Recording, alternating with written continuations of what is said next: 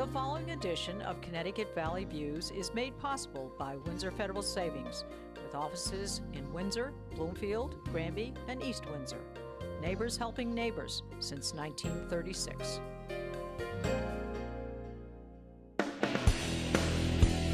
Join me, Susan Regan, host of Connecticut Valley Views, the most widely watched interview program on Connecticut Public Access TV. Proof to the people is the byline, insight without bias, generating a 360 perspective. Our mission is to focus on topical subjects with thought-provoking interviews regarding municipal leadership, current affairs, educational and political topics, as well as key destination points in New England. And here's your host for Connecticut Valley Views, Susan Regan. Welcome and thank you for joining me today. We're once again at the offices of AARP in Hartford, and my guests are Jean Caron, an AARP volunteer advocacy leader, and Claudio Gualtieri, Associate State Director for Advocacy. It's a pleasure to be with you folks. You are one of my favorite places to visit because we're here for the fourth time, I think. All right, thank you. And you're going to bring us up to date on a lot of things that are going on for our seniors. Great. All right, Jean, you're going to be sharing some experiences, personal experiences actually, on how you got involved with AARP. Mm-hmm. Love to have you tell us. Sure. I'm retired for about 5 years now. I was a private banker, had a pretty busy life, and did a lot of volunteering in that time. And when I retired, I was searching for something that would really be sort of close to my heart and would fill the time that I now had. I did a couple of things, and then a friend introduced me to AARP. Quite interesting that that introduction came about the same time as a pretty difficult time in my life. I have a 95-year-old mother, and I'm happy to say she's still living independently, thanks to much of what I learned through my involvement with AARP. I am the lead for the 2nd Congressional District. We have a number of volunteers in each of our congressional districts working on issues that are really important to impact and make lives better for those 50 and over. As I mentioned, I came into the AARP program volunteering, enjoyed it from the very get-go, and within a short period of time, my mom suddenly had a massive heart attack. Up until this point, she was amazing. You would think she was 60 rather than 92. From the heart attack, she was severely compromised and now needed much more care than she ever needed before. I was searching for help with where to go, what does she need. The limited information that I got when she was released from the facility gave me no direction at all. And it took some time. Got a lot of advice from my AARP friends, the volunteers, the staff, and was able to finally find services for her. Very frustrating to find them, but found the services that enable her now to live as she does. I feel that she's in a safe place. It certainly has made my life a lot easier. However, that first year of just struggling with where to go, what to do, left me in a situation where I became quite ill myself. I am a caregiver. I consider myself a caregiver. I'm happy to be a caregiver. But well, I think this is one of the points we want to cover today, is that not only is the person who needs to be taken care of, that the caregiver is prime in the picture. Because if that falls apart, what do you have left?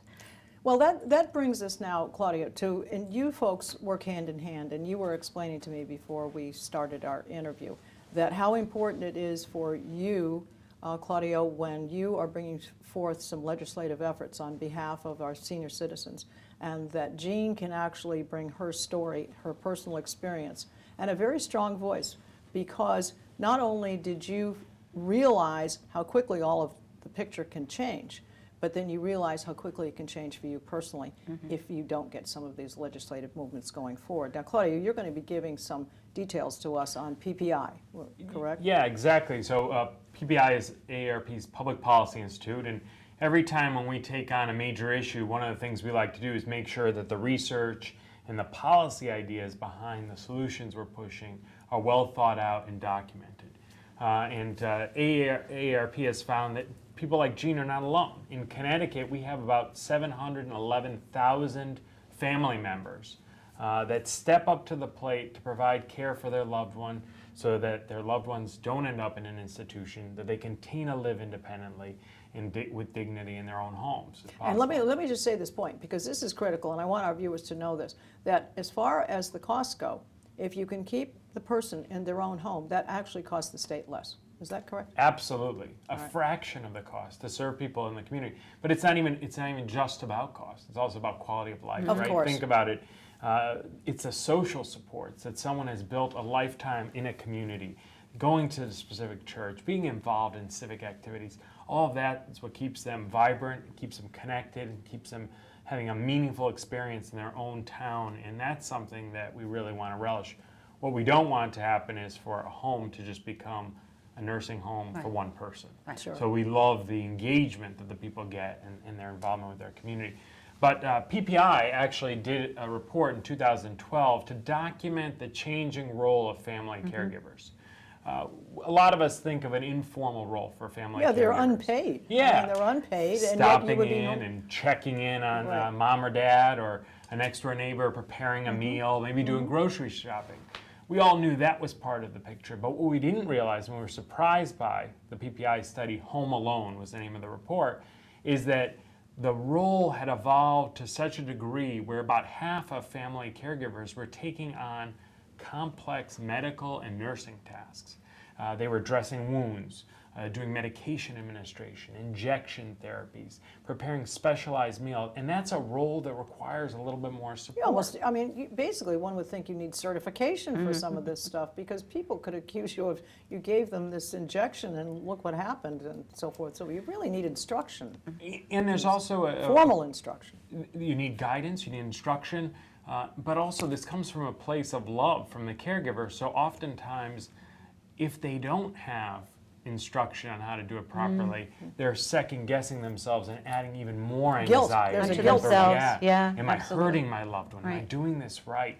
And that's adding even more stress on top of the responsibilities that are pretty awesome that they're taking on. So AARP, seeing that report and also seeing where Connecticut ranks in terms of how we're doing to support family caregivers. And how are we doing? It's good that you bring that up. We're actually ranked 30th, below average. Okay. And what I like to say to people in the legislature and to policymakers is that with an aging population, below average isn't going to cut it if we really are serious about keeping our seniors safe, keeping people independent at home, and supporting family caregivers. So we need to do a lot better job in making sure caregivers don't burn out. So AARP has proposed a couple things this session specifically. One is the CARE Act. This is a piece of legislation that AARP has worked on in a number of other states. We're pleased to report that in the last year, our neighbors to the south, New Jersey, with a Democrat and majority in the legislature and a Republican governor, were able to come to terms and without any opposition pass the CARE Act. It's a very robust proposal in their state. And then in Oklahoma rather. Oklahoma passed it. Again, another state that's very different than Connecticut, but also adds an important perspective. So you see states on the East Coast, states in the Midwest. I think 13 other states have already pre-filed or introduced versions of the CARE Act, and we're pleased that Connecticut is one of them. There are three basic elements to the CARE Act.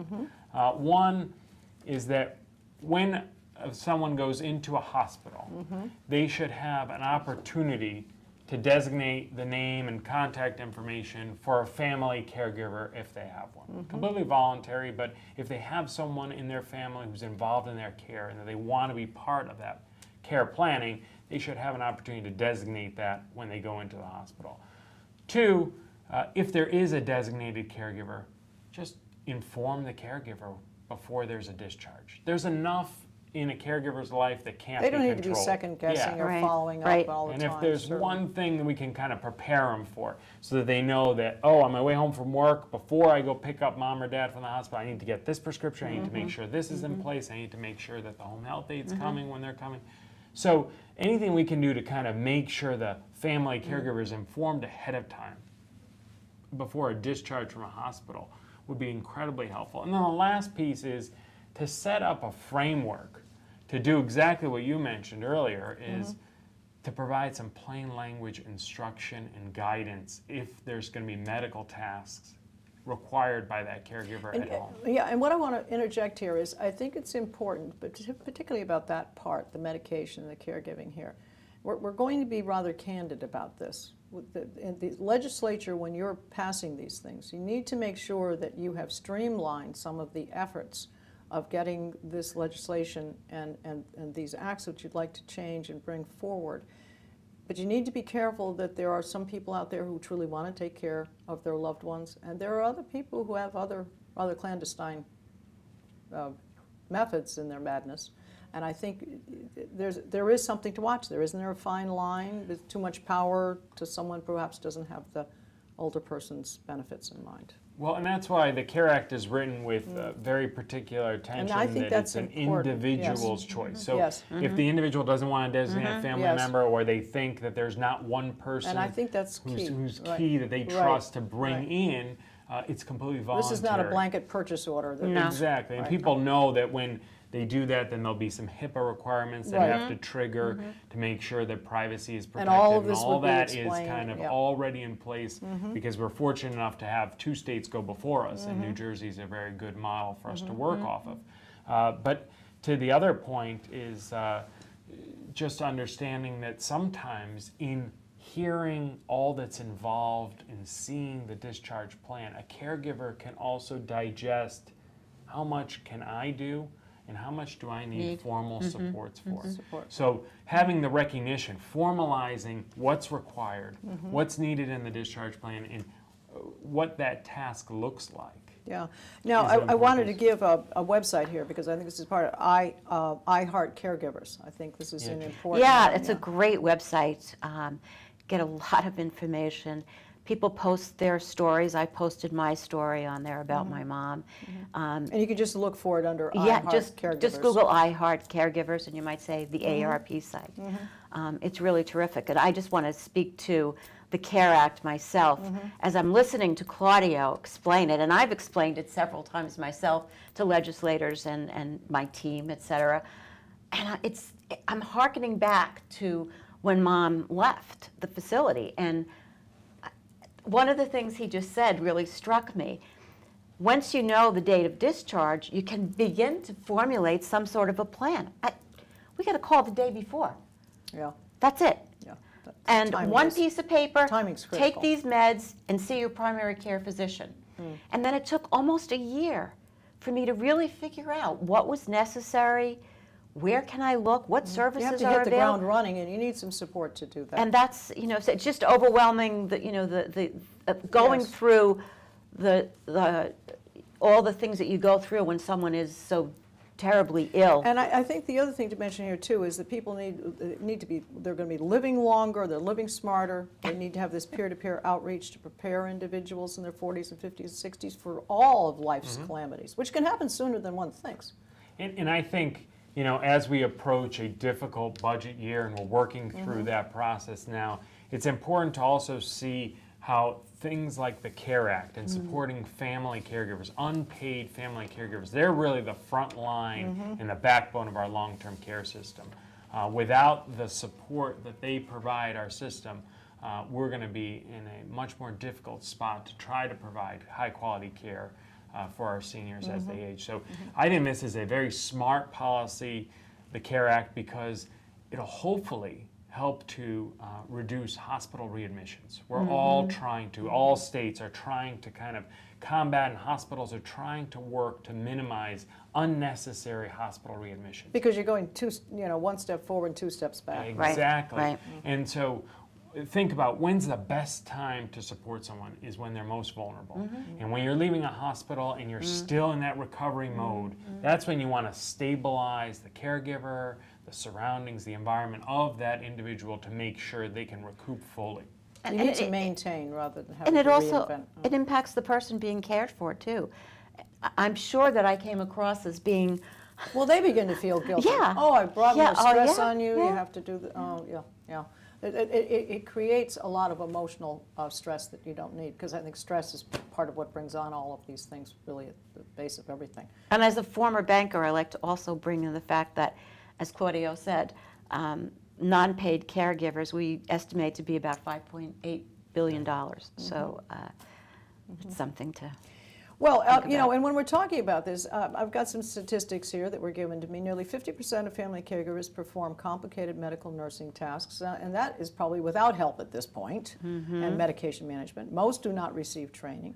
69% of care recipients do not receive home visits by health professional. 51% of the family caregivers performing medical and nursing tasks may prevent nursing home placement, and more than 50% of the family caregivers report feeling down, depressed, or hopeless. So all of those things, if we can get some of these things changed. Just very quickly, Claudia, where are we in this legislation? You're proposing all of these things. How quickly will this Sure. move along? Well, we were very fortunate that the Aging Committee took up the proposal. It's going to be Senate Bill 290. And so we had a public hearing on the bill. Jean testified. We had several other family caregivers come out in support. The Department on Aging, the Commission on Aging, disease-specific groups and Brain Injury Association, MS Society, a lot of groups, Cancer Society, are supporting this effort. And it's nice to see a cross-section of support for it. We're hopeful that the legislature will have a bipartisan appeal for this effort, and then we can get it out of committee, and hopefully Connecticut will become a third state to have. Yeah, because certainly everyone there has an aging person of some kind involved with them. Everyone, this is a common denominator. This is not some people do and some people don't. And if it isn't a family member, perhaps it's a neighbor, perhaps it's a good friend.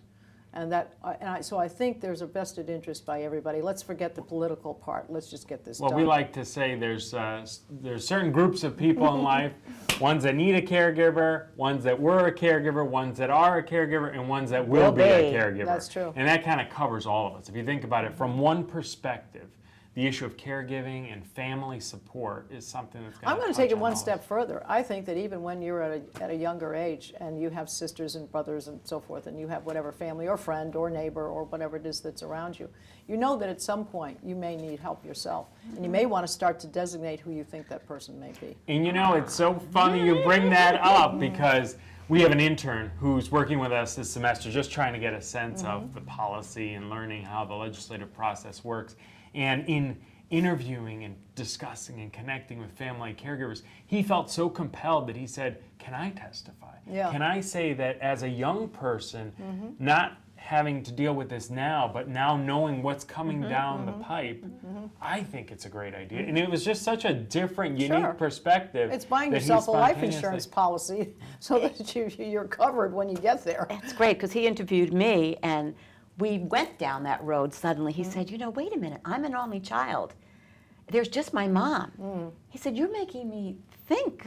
What's in store for me? I really need to think more seriously about this and make sure that mom has things in order, which kind of leads to this Living Longer, Living Smarter program. One of the educational programs that AARP provides is called Living Longer, Living Smarter. And it's geared at, as you mentioned, folks 40 to 50, Yes. really beginning to plan. Because you don't really want to just open the door one day and say, oh my God, I'm 75 and what have I done, right? Right. So it provides a great overview of the things that are required that you really need to think about. Home, is your home safe? Think down the road, 20 years from now, I don't know what sort of physical condition I'll be in. Maybe I need to make some adjustments Make here. some life adjustments, take on less Absolutely. responsibilities, think more about your health, and so forth. Another very important topic about retirement savings. You know, coming off of one of the worst recessions we've had in recent time, we know that still the savings rate for most people in our state and across our country is woefully inadequate. And Social Security was never meant to be the only piece to the retirement puzzle. It's supposed to be combined with some sort of a pension, retirement security, and personal savings to be a more robust mechanism for good savings and a strong retirement when you need to retire, when you want to retire. What we've found is that the best way to ensure people are taking proactive steps to save for retirement is to do so at the workplace, to have it automatically deducted from that paycheck. They don't see it to begin with. It's painless. It just builds slowly over a long time, and you get the advantages of compounding interest and investment.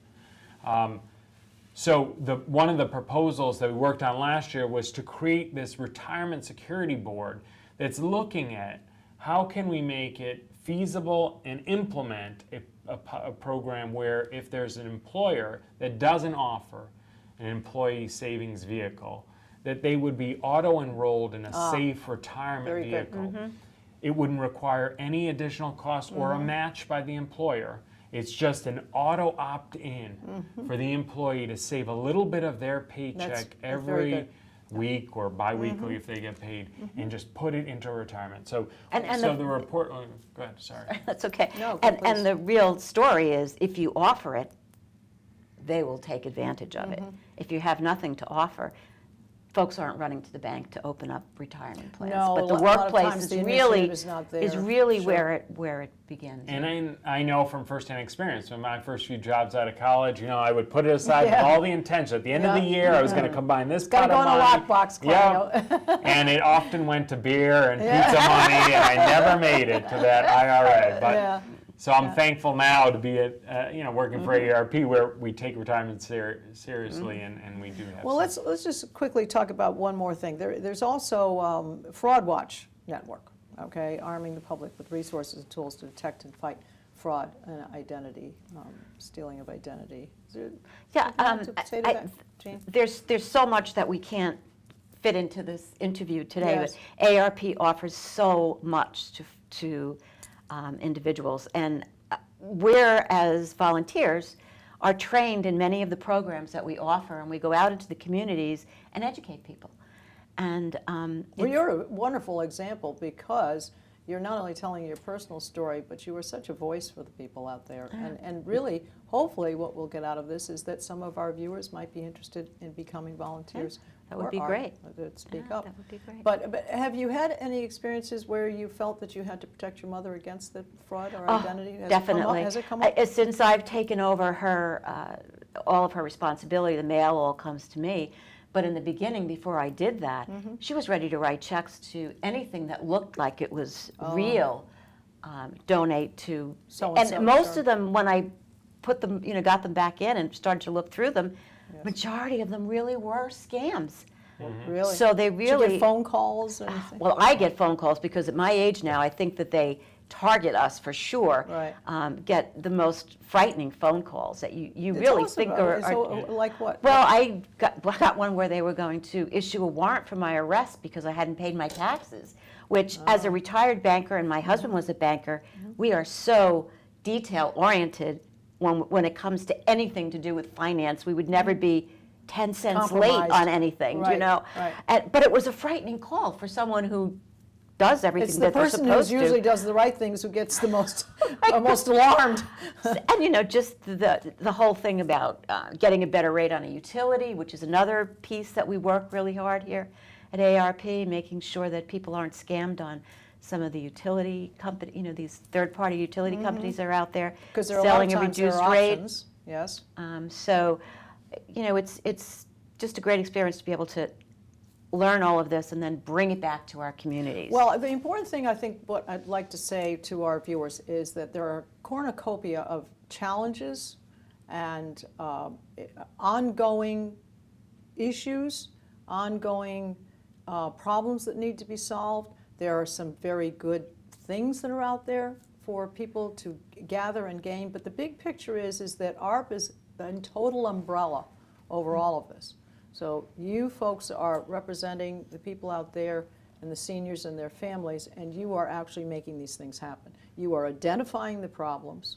You are planning a strategy to change and find solutions to those problems, and then you're actually making it happen. And I think that's the key to what we're trying to tell people about AARP. And it's so inexpensive to join, $16 a year, and your spouse can, whether they're 50 or not, can belong as well. Is that correct? Exactly. And I think one of the most interesting things, and from my perspective, what keeps me so eager and invested is that it's always, at AARP, it's about the people and the policies.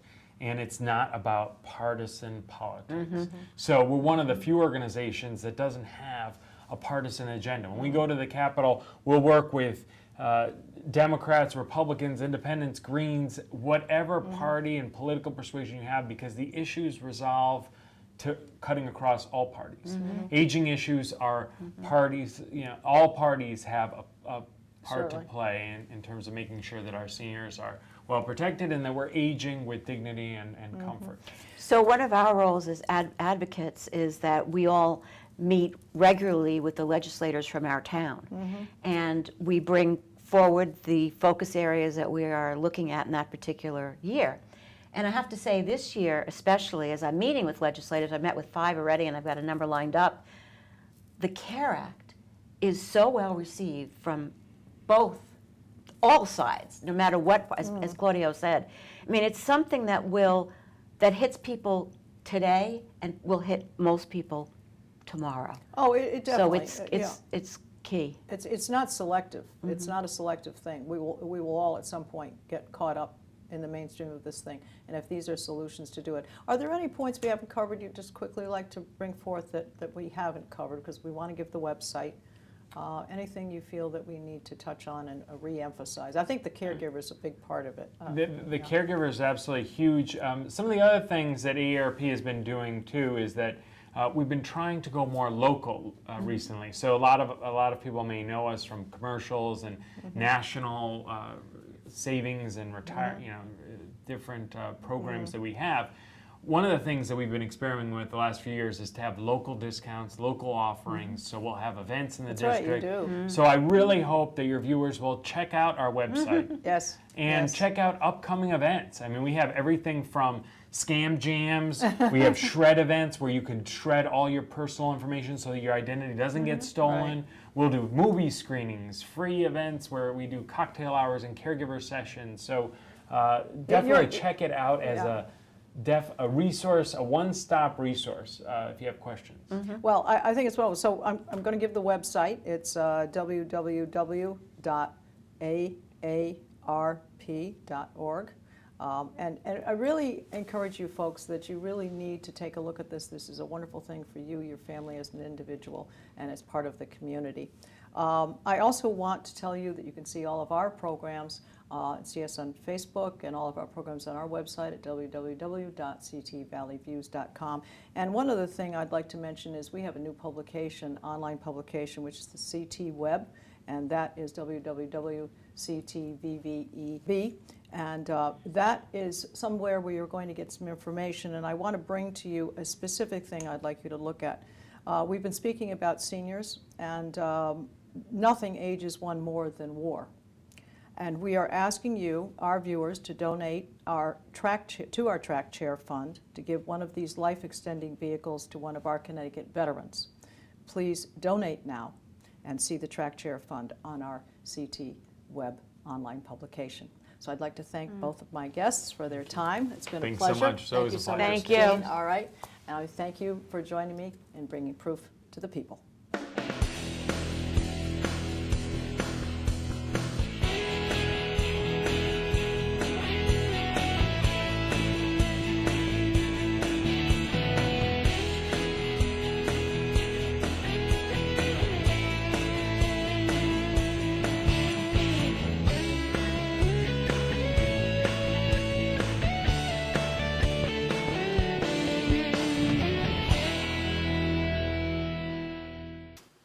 Our thanks to Windsor Federal Savings for making this program possible.